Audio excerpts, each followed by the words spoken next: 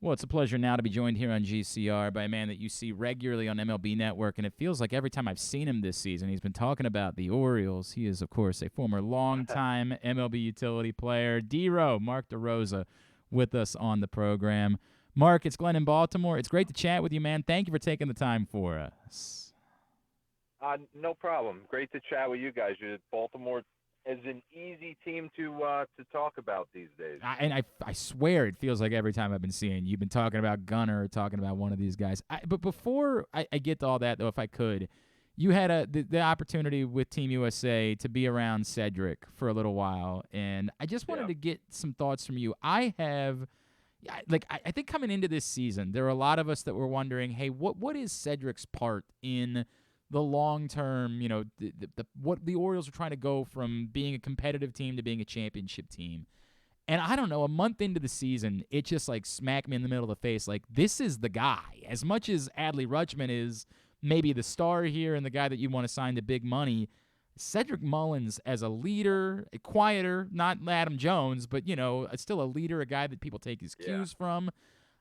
What he does on the field, how he's improved, hitting against lefties, all of these things.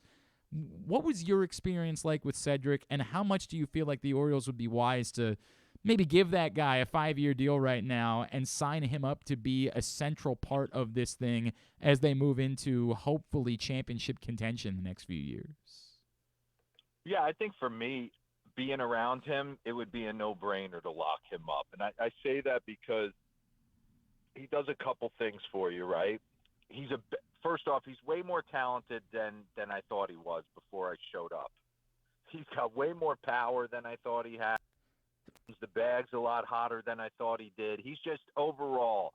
I remember when I played in 2009 on Team USA, and you see these guys on TV, but unless you're in a room with them for 3 straight weeks, I walked away saying, "Man, Jimmy Rollins is a hell of a lot better than I thought he was." Right, and that was my takeaway from Cedric. It was very easy for me to find ways to get him into the game. Yeah.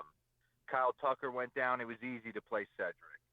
Mike Trout wanted to get off his feet. It was easy to get Cedric out there. He's consistent. He has consistent ABs. He's a consistent human being walking in the door. Mm-hmm. He adds value in all facets. And that's what you're looking for in a ball player. Does he have to be a vocal leader? No, I'm sure there's some other guys in there. But, man, if you're going to pay somebody to be an unbelievable employee and punch the clock and do the right thing every day, I mean, he pretty much is the definition of that. That's the way I was feeling. And a beloved member of the community, a guy that fits in, that wants to be a part of it, that enjoys being here, that has done the right things. I am enamored with there's Cedric. no BS with him. Yep. What you see is what you get. I mean, he walked in the door every day ready to go, willing to do whatever it took to help us win. Mark, I know you've been high on Gunnar Henderson for a while. We have seen the turn. I guess we're going to reach the part of the conversation where the Orioles need to sign everybody, right? What have you noticed in how he's turned, and do you feel like what we're seeing now is the start of him genuinely becoming a legitimate star in this league? Yeah, I think for me, we're just so quick to want to thrust star on someone half a year up. The game's hard.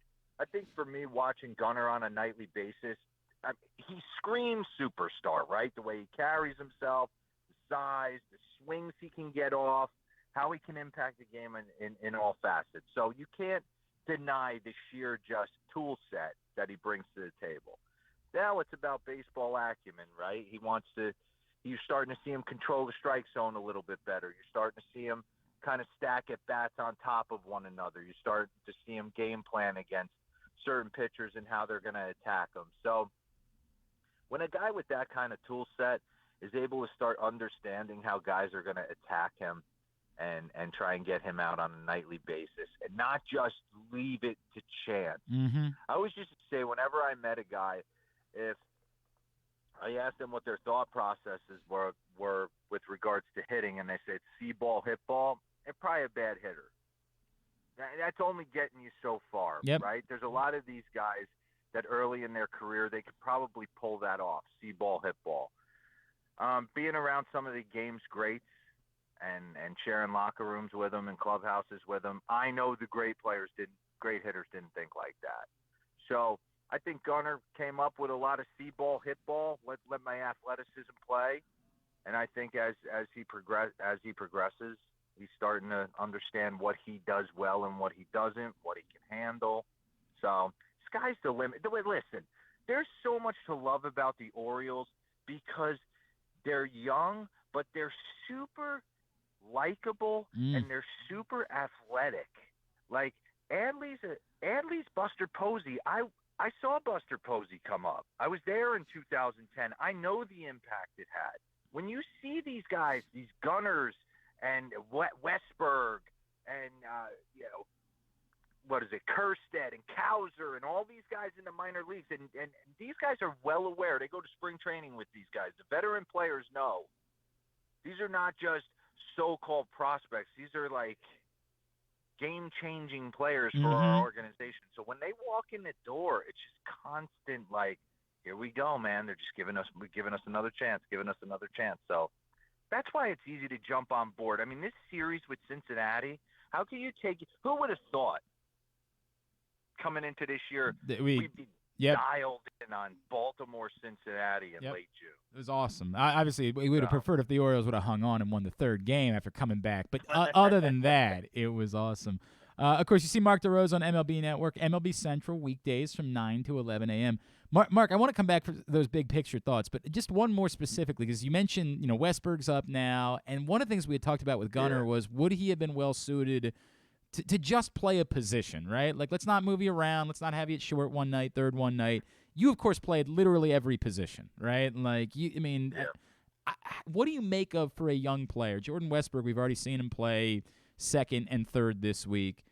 Is there value in just saying, hey, dude, for a little while, we just want you to play second, and that's just going to be your spot as you get comfortable, and then that versatility, that'll be great, but maybe we worry about that a little bit down the road, and right now we just have you work on this thing?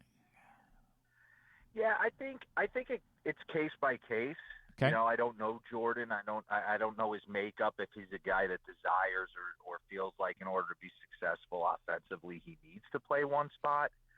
I thought athletically it freed me up. Okay. I came up as a shortstop. I'd never played another inning in my life except shortstop through the minors, high school, college, everything. And then I saw Rafael Furcal on a backfield, and I knew my life was about to change. Like, I was just an honest evaluator of myself versus him. Mm-hmm. So I said, okay, I could be stubborn and say I'm a shortstop, and maybe I am, but I'm not going to be one with Atlanta. Yep. Or I can fight the fight and try and, be a utility guy and be athletic and do all different sorts of things in that regard. And I found a lot of joy in it. I found a lot of kind of a free and easy kind of way of going about it. If I was in the outfield, I had fun with it. If I was at third. So I think the makeup of the player kind of dictates that. He strikes me as a guy that the bat plays, and it's always going to play. So how do we get him on the field? I don't know if he's necessarily Roberto Alomar at second. I don't know what he looks like at third yet over the course of 162. So I just think just throwing more talent in the room with makeup the way these guys have right now, it's like, wow. Special things. The flip he made on the first night when he was playing second base. I mean, you're just like, everybody's talking about this kid as a bat, and you're like, okay, if that's a bat, Jesus, you got something there. And then I said, this kid's gonna have his first big league AB delayed in the middle of the AB with rain. It was horrible. He was trying to stay in there, and yet he's got 5 hits to the first 3 games. He's got everything is going well for Jordan Westburg. Mark, what you talked about and all the excitement, and we're feeling all of it, right? Like, it's a fun team. These guys enjoy each other. I wonder, when you think about that culture, people ask all the time, how good of a manager do you think Brandon Hyde is? And I'm like, I don't know. Like, I don't know X's and O's. There are plenty of times we're all going to disagree with, who goes into the game at a certain point as a reliever. And when you lose, you always blame the manager. Oh, if you would have just done this, you would have gotten a different result. But what I say is that culture and more. I was just talking about this with Ryan O'Hearn the other day. That can't happen despite the manager, right? Like, there's no way that Brandon Hyde can't be at least a part or a big part of the reason why a winning culture and a culture where guys enjoy coming to work exists. And I think that has to matter in how you reflect on the job a manager is doing, right? Yeah, I don't know Brandon that well except to be around him at a John Lester retirement party this past off season for about 2 days out in the woods. Yeah. And I got a chance to hang out with him a lot. He's a guy's guy. He's probably no frills in the clubhouse, open door policy, and he expects you to show up and play hard. I just think that's who you wanna battle for. He's going to tell you honestly, and he's been through the grind with a lot of these guys. He's lost a ton of games with these guys. So to see it turn and to see the joy in his eyes, and then see the joy in the the fans and the players, I can't imagine that these guys don't want to run through a brick wall for him. So he just seems like an honest, kind of no BS kind of manager. Is it time for this team to now use their depth and the fact that they have so many, particularly infield prospects, to go land themselves? Like, the starting pitching thing still seems to be the one thing that you would say it's not quite there. And I know it's not easy. You can't take the guys you don't want and just go get an ace. That's not the way that this sport works. But is that the biggest difference right now for you and the Orioles, being a good competitive team and being a World Series caliber team, and is now the time to start being aggressive? Yeah, I think as currently constructed, they can find themselves in a division series. I don't know as currently constructed can they grind out and win the whole thing. Yeah. You're asking a lot of the starting rotation. You're asking a lot of Kyle Gibson to kind of anchor it. There are guys out there. I don't know who they are yet. The Stromans of the world. I'm not so sure the Dylan Ceases of the world become available. That remains to be seen. But I think every team that I've been on that had a chance to go to the postseason, if the GM makes a move that makes sense, that doesn't take innings away from a guy that's already helped us get there.